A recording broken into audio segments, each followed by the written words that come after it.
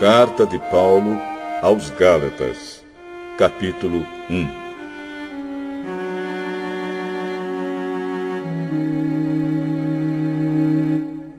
Eu, Paulo, escrevo esta carta. Eu que fui chamado para ser apóstolo, não por pessoas ou por meio de uma pessoa, mas por Jesus Cristo e por Deus, o Pai, que ressuscitou Jesus da morte. Todos os irmãos que estão aqui comigo mandam saudações às igrejas da Galácia. Que a graça e a paz de Deus, o nosso Pai, e do Senhor Jesus Cristo estejam com vocês. Em obediência à vontade do nosso Deus e Pai, Cristo se entregou para ser morto, a fim de tirar os nossos pecados e assim nos livrar deste mundo mau. A Deus seja a glória para todo sempre. Amém. Estou muito admirado com vocês, pois estão abandonando tão depressa aquele que os chamou por meio da graça de Cristo e estão aceitando outro evangelho. Na verdade, não existe outro evangelho, porém eu falo assim porque há algumas pessoas que estão perturbando vocês, querendo mudar o evangelho de Cristo.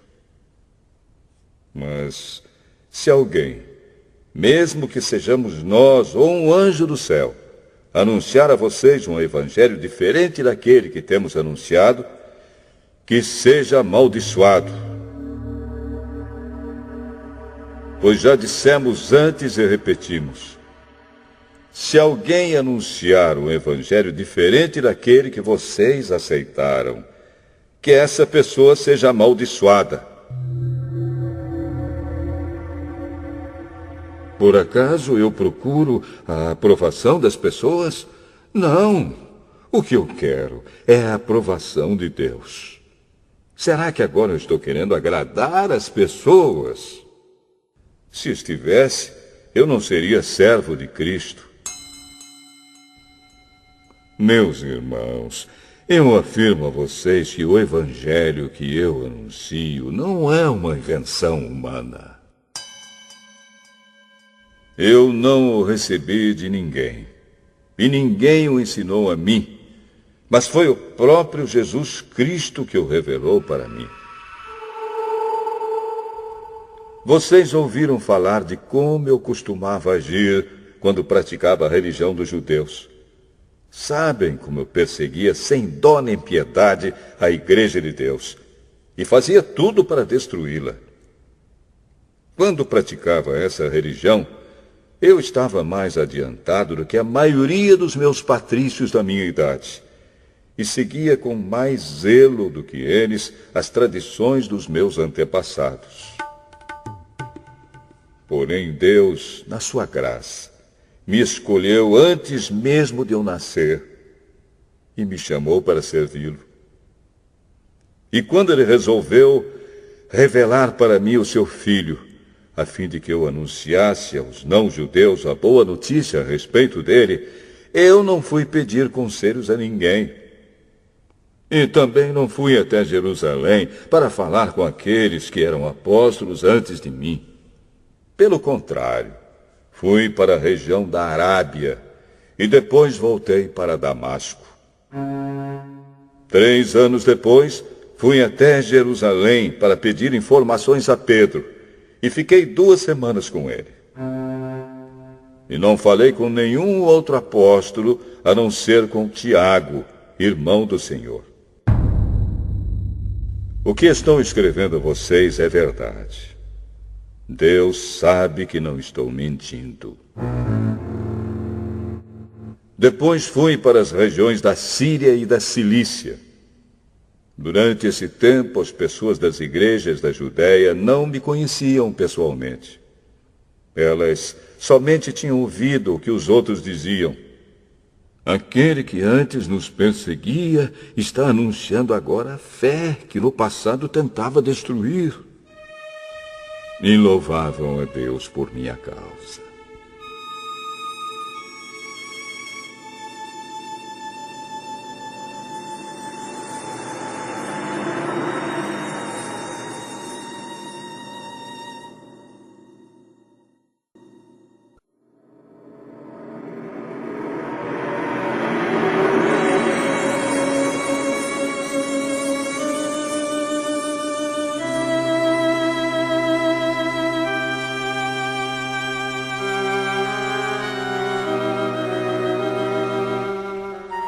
Gálatas, capítulo 2.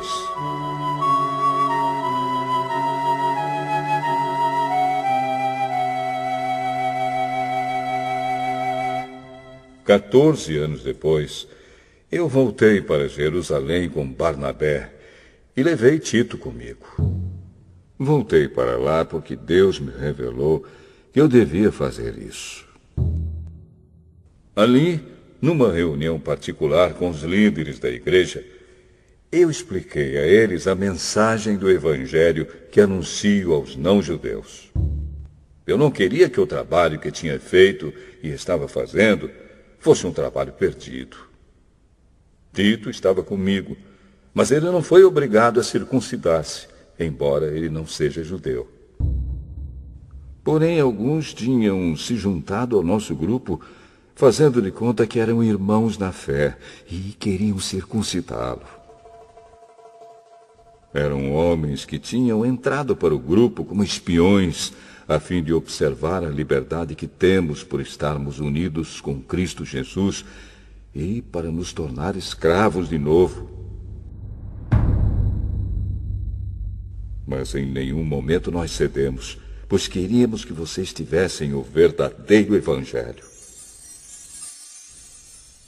E aqueles que pareciam ser os líderes da igreja, digo isso porque para mim não importa o que eles eram, pois Deus não julga pela aparência. Aqueles líderes, repito, não me deram nenhuma ideia nova. Pelo contrário, eles viram que Deus me tinha dado a responsabilidade de anunciar o Evangelho aos não-judeus, assim como tinha dado a Pedro a responsabilidade de anunciá-lo aos judeus. Pois pelo poder de Deus fui feito apóstolo para anunciar o Evangelho aos não-judeus, assim como Pedro foi feito apóstolo para anunciar o Evangelho aos judeus. Por isso, Tiago, Pedro e João, que eram considerados os líderes da igreja, reconheceram que Deus me tinha dado essa tarefa especial. E, como sinal de que éramos todos companheiros, eles deram a mim e a Barnabé um aperto de mãos. E todos nós combinamos que eu e Barnabé iríamos trabalhar entre os não-judeus e eles entre os judeus. Eles nos pediram só uma coisa, que lembrássemos dos pobres das igrejas deles. E isso eu sempre tenho procurado fazer. Porém, quando Pedro veio para Antioquia da Síria, eu fiquei contra ele em público, porque ele estava completamente errado. De fato, antes de chegarem ali alguns homens mandados por Tiago, Pedro tomava refeições com os irmãos não-judeus. Mas, depois que aqueles homens chegaram, ele não queria mais tomar refeições com os não-judeus porque tinha medo dos que eram a favor de circuncidar os não-judeus. E também os outros irmãos judeus começaram a agir como hipócritas, do mesmo modo que Pedro. E até Barnabé se deixou levar pela hipocrisia deles. Quando vi que eles não estavam agindo direito, de acordo com a verdade do Evangelho, eu disse a Pedro na presença de todos: você é judeu, mas não está vivendo como judeu, e sim como não-judeu. Então, como é que você quer obrigar os não-judeus a viverem como judeus? O fato é que nós somos judeus de nascimento e não pecadores não-judeus, como eles são chamados. Mas sabemos que todos são aceitos por Deus somente pela fé em Jesus Cristo, e não por fazerem o que a lei manda. Assim, nós também temos crido em Cristo Jesus, a fim de sermos aceitos por Deus pela nossa fé em Cristo, e não por fazermos o que a lei manda. Pois ninguém é aceito por Deus por fazer o que a lei manda. Ao procurarmos ser aceitos por Deus por estarmos unidos com Cristo, fica claro que somos pecadores como os não-judeus. Mas será que isso quer dizer que Cristo trabalha em favor do pecado? Claro que não. Se eu, depois de ter destruído a lei, começar a construí-la de novo como meio de ser aceito por Deus, aí sim fica claro que eu havia quebrado a lei. Pois, quanto à lei, estou morto. Morto pela própria lei, a fim de viver para Deus. Eu fui morto com Cristo na cruz. Assim já não sou eu quem vive, mas Cristo é quem vive em mim. E esta vida que vivo agora, eu a vivo pela fé no Filho de Deus, que me amou e se deu a si mesmo por mim. Eu me recuso a rejeitar a graça de Deus, pois se é por meio da lei que as pessoas são aceitas por Deus, então a morte de Cristo não adiantou nada.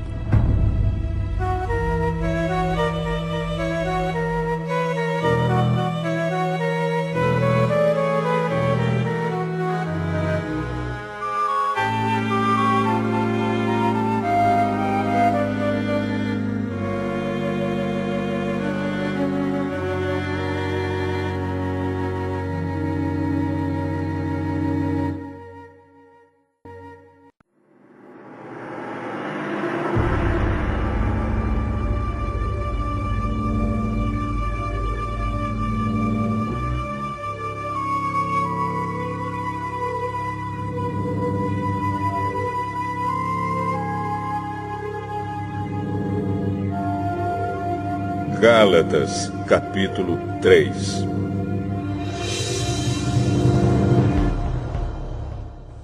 Ó Gálatas, sem juízo! Quem foi que enfeitiçou vocês? Na minha pregação a vocês, eu fiz uma descrição perfeita da morte de Jesus Cristo na cruz.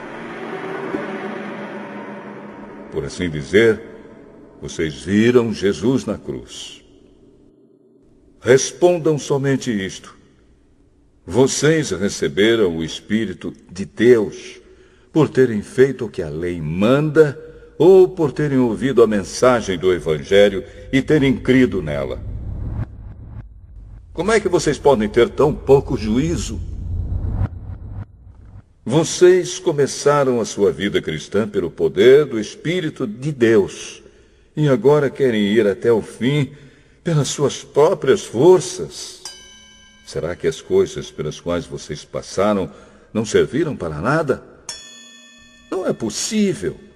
Será que, quando Deus dá o seu Espírito e faz milagres entre vocês, é porque vocês fazem o que a lei manda?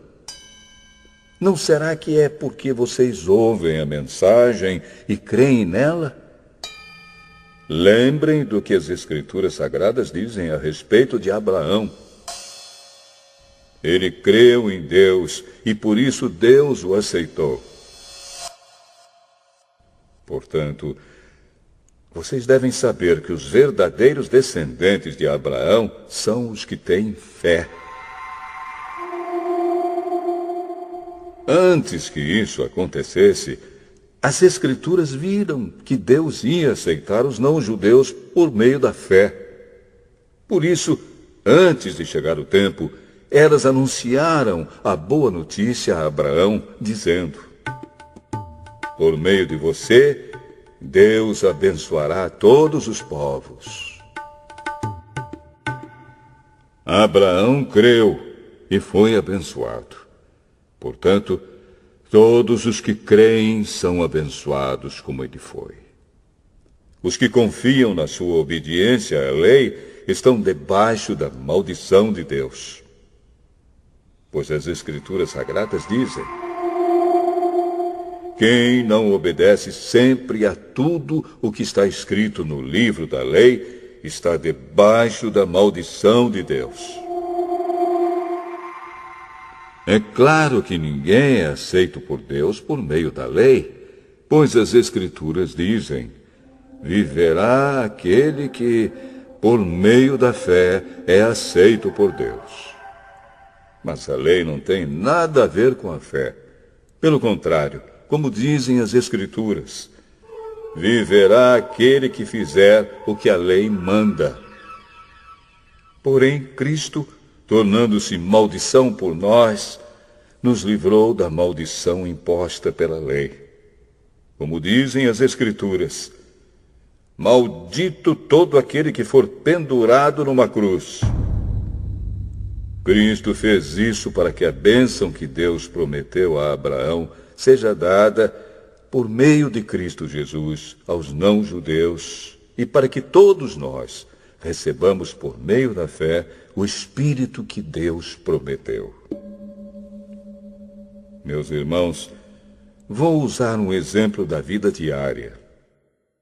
Quando duas pessoas combinam alguma coisa e assinam um contrato, ninguém pode quebrá-lo ou acrescentar qualquer coisa a ele. Pois Deus fez as suas promessas a Abraão e ao seu descendente. Quando as Escrituras dizem que Deus fez as suas promessas a Abraão e à sua descendência, elas não querem dizer que se trata de muitas pessoas, mas de uma só, isto é, Cristo. O que eu quero dizer é o seguinte: Deus fez uma aliança com Abraão e prometeu cumpri-la.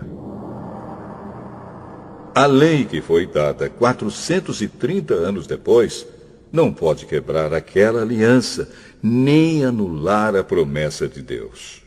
Porque se aquilo que Deus dá depende da lei, então o que ele dá já não depende da sua promessa. Mas o que Deus deu a Abraão, ele deu porque havia prometido. Então, por que é que foi dada a lei? Ela foi dada para mostrar as coisas que são contra a vontade de Deus. A lei devia durar até que viesse o descendente de Abraão, pois a promessa foi feita a esse descendente. A lei foi entregue por anjos, e um homem serviu de intermediário.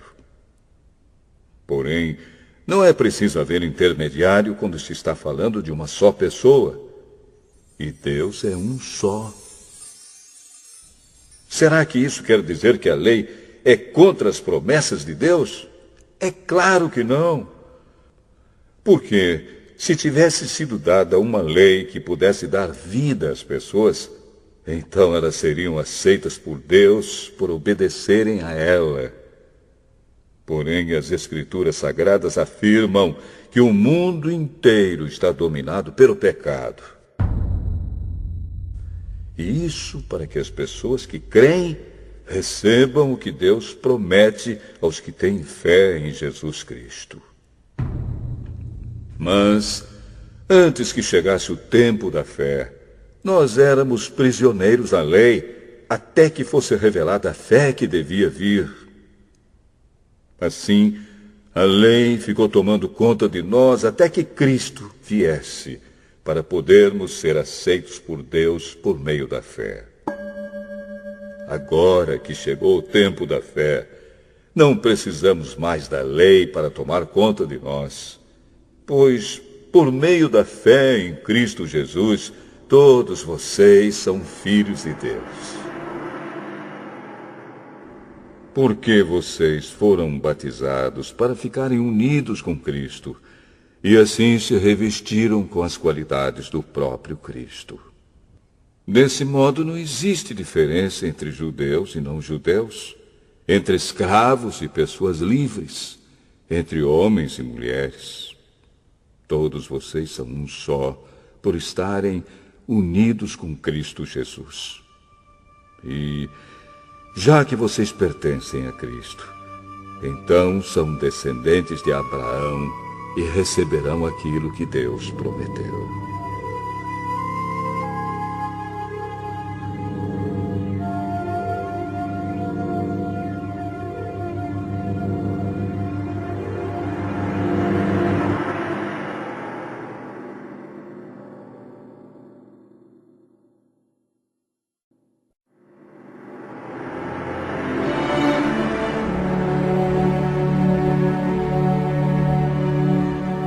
Gálatas, capítulo 4.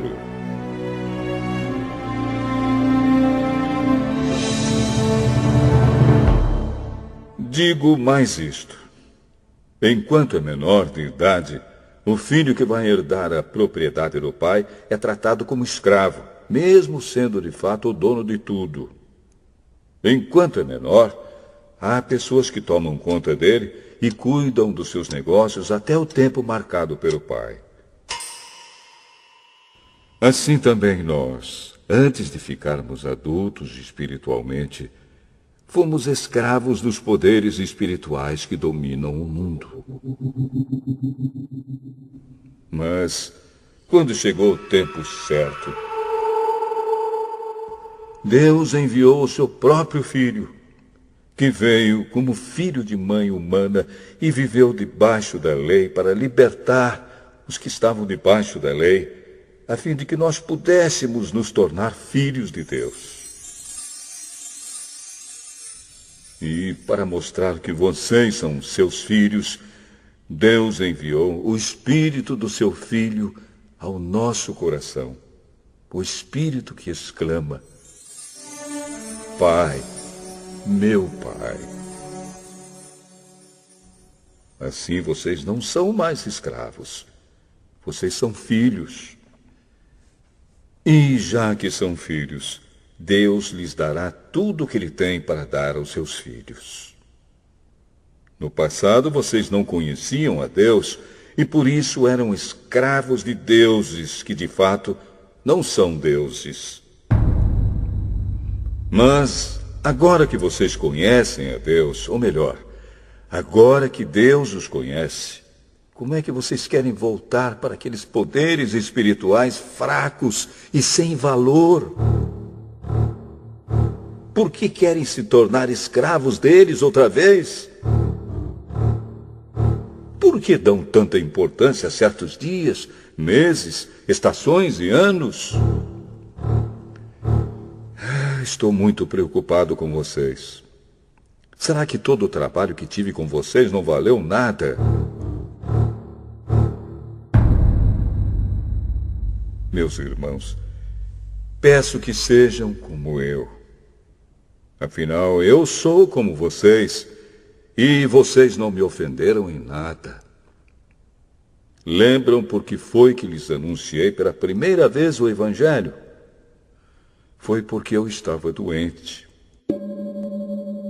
Mas vocês não me desprezaram, nem me rejeitaram, embora o meu estado de saúde fosse uma dura prova para vocês. Pelo contrário, vocês me receberam como se eu fosse um anjo de Deus, ou mesmo como se eu fosse Cristo Jesus. E como vocês estavam felizes, eu posso afirmar que, se pudessem, vocês teriam arrancado seus próprios olhos para me dar. O que foi que aconteceu? Será que agora, por ter dito a verdade, eu me tornei inimigo de vocês? Esses homens mostram grande interesse por vocês, mas a intenção deles não é boa. O que eles querem é separar vocês de mim, para que vocês sintam por eles o mesmo interesse que eles sentem por vocês. É bom vocês terem um interesse sincero sempre, e não somente quando estou com vocês. Meus queridos filhos, eu estou sofrendo por vocês como uma mulher que tem dores de parto. E continuarei sofrendo até que Cristo esteja vivendo em vocês. Como eu gostaria de estar aí agora, para poder falar com vocês de modo diferente. Estou muito preocupado com vocês. Vocês querem estar debaixo da lei? Me digam uma coisa. Vocês não estão ouvindo o que a lei diz? Ela diz que Abraão teve 2 filhos. Um de uma escrava, Agar, e outro de uma mulher livre, Sara. O filho da escrava foi gerado como todas as crianças são geradas. Mas o filho da mulher livre foi gerado por causa da promessa de Deus. Isto serve como um símbolo. As duas mulheres representam as duas alianças. Uma aliança é a do Monte Sinai e está representada por Agar. Os que são dessa aliança nascem escravos. Pois Agar representa o Monte Sinai na Arábia, e Agar é o símbolo da Jerusalém atual, que é escrava com todo o seu povo. Mas a Jerusalém celestial é livre, e ela é a nossa mãe. Pois as Escrituras Sagradas dizem: você, mulher que nunca teve filhos, fique alegre. Você que nunca sentiu dores de parto, grite de alegria. Pois a mulher abandonada terá mais filhos do que a que mora com o marido. Meus irmãos, vocês são como Isaac.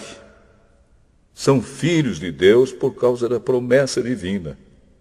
Naquela época, o filho que havia sido gerado, como todas as crianças são geradas, perseguiu o que havia sido gerado por causa do Espírito de Deus. E a mesma coisa está acontecendo agora. Mas o que é que as Escrituras Sagradas dizem? Elas dizem: mande embora a escrava e o filho dela, pois o filho da escrava não herdará a propriedade do pai, junto com o filho da mulher livre. Portanto, meus irmãos, nós não somos filhos de uma escrava, mas de uma mulher livre.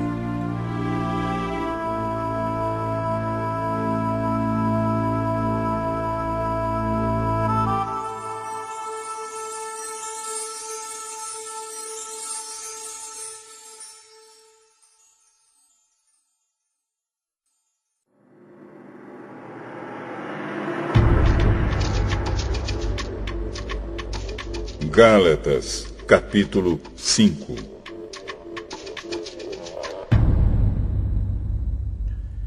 Cristo nos libertou para que nós sejamos realmente livres. Por isso, continuem firmes como pessoas livres e não se tornem escravos novamente. Prestem atenção. Eu, Paulo, afirmo que, se vocês deixarem que os circuncidem, então Cristo não tem nenhum valor para vocês. Repito isto mais uma vez para qualquer homem que deixar que os circuncidem. Esse homem é obrigado a obedecer a toda a lei. Vocês que querem que Deus os aceite porque obedecem à lei, estão separados de Cristo e não têm a graça de Deus. Mas nós temos a esperança de que Deus nos aceitará. E é isso que esperamos pelo poder do Espírito de Deus, que age por meio da nossa fé. Pois, quando estamos unidos com Cristo Jesus, não faz diferença nenhuma estar ou não estar circuncidado. O que importa é a fé que age por meio do amor. Vocês estavam indo tão bem. Quem convenceu vocês a deixarem de seguir a verdade? É claro que quem os convenceu foi Deus que os chamou. Como dizem por aí, um pouco de fermento fermenta toda a massa. Mas eu ainda tenho confiança em vocês. A nossa união com o Senhor me dá a certeza de que vocês voltarão a pensar da maneira certa. E também tenho certeza de que o homem que está perturbando vocês, seja ele quem for, será castigado por Deus. Porém, irmãos, se é verdade que eu continuo a anunciar que a circuncisão é necessária, por que é que sou perseguido? Se eu anunciasse isso, então a minha pregação a respeito da cruz de Cristo não causaria dificuldade para ninguém. E quanto a esses homens que andam perturbando vocês, eu gostaria que se castrassem de uma vez. Porém, vocês, irmãos, foram chamados para serem livres. Mas não deixem que essa liberdade se torne uma desculpa para permitir que a natureza humana domine vocês. Pelo contrário, que o amor faça com que vocês sirvam uns aos outros. Pois a lei inteira se resume em um mandamento só: ame os outros como você ama a você mesmo. Mas, se vocês agem como animais selvagens, ferindo e prejudicando uns aos outros, então cuidado para não acabarem se matando. Quero dizer a vocês o seguinte: deixem que o Espírito de Deus dirija a vida de vocês e não obedeçam aos desejos da natureza humana. Porque o que a nossa natureza humana quer é contra o que o Espírito quer. E o que o Espírito quer é contra o que a natureza humana quer. Os dois são inimigos, e por isso vocês não podem fazer o que vocês querem. Porém, se é o Espírito de Deus que guia vocês, então vocês não estão debaixo da lei. As coisas que a natureza humana produz são bem conhecidas. Elas são a imoralidade sexual, a impureza, as ações indecentes, a adoração de ídolos, as feitiçarias, as inimizades, as brigas, as ciumeiras, os acessos de raiva, a ambição egoísta, a desunião, as divisões, as invejas, as bebedeiras, as farras e outras coisas parecidas com essas. Repito o que já disse: os que fazem essas coisas não receberão o reino de Deus. Mas o Espírito de Deus produz o amor, a alegria, a paz, a paciência, a delicadeza, a bondade, a fidelidade, a humildade e o domínio próprio. E contra essas coisas não existe lei.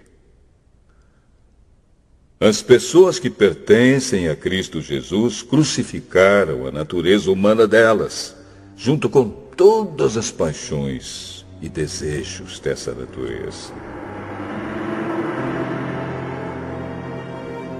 Que o Espírito de Deus, que nos deu a vida, controle também a nossa vida. Nós não devemos ser orgulhosos, nem provocar ninguém, nem ter inveja uns dos outros.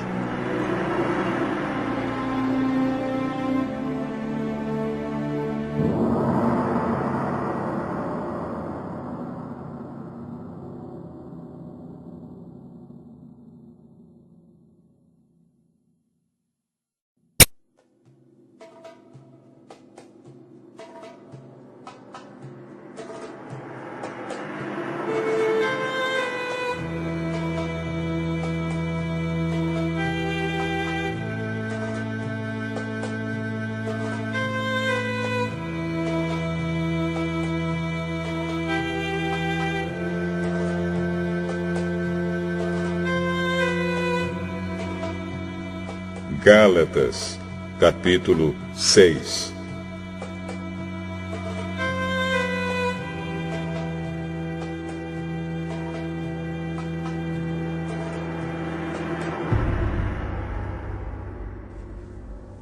Meus irmãos, se alguém for apanhado em alguma falta, vocês que são espirituais devem ajudar essa pessoa a se corrigir.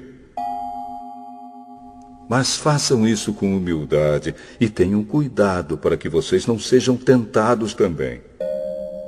Ajudem uns aos outros, e assim vocês estarão obedecendo à lei de Cristo. A pessoa que pensa que é importante, quando de fato não é, está enganando a si mesma. Que cada pessoa examine o seu próprio modo de agir. Se ele for bom, então a pessoa pode se orgulhar do que fez, sem precisar comparar o seu modo de agir com o dos outros. Porque cada pessoa deve carregar a sua própria carga. A pessoa que está aprendendo o Evangelho de Cristo deve repartir todas as suas coisas boas com quem a estiver ensinando. Não se enganem. Ninguém zomba de Deus. O que uma pessoa plantar, é isso mesmo que colherá. Se plantar no terreno da sua natureza humana, desse terreno colherá a morte.